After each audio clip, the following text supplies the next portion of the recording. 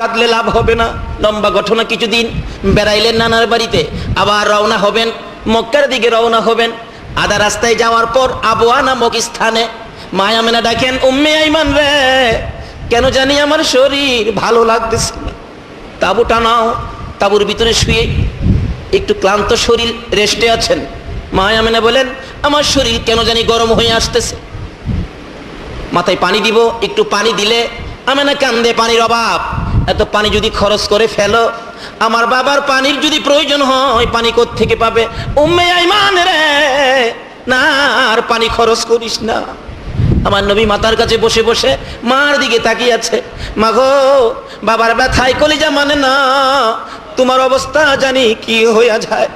সঙ্গে সঙ্গে আমার নবীকে টাইনা টাইনা বুকে লাগাইয়া দুই গালে চুমাইয়া চুমাইয়া ডাকতেছে, বাবা মুহাম্মদ রে, আমার মন বলে আমি বাঁচবো না।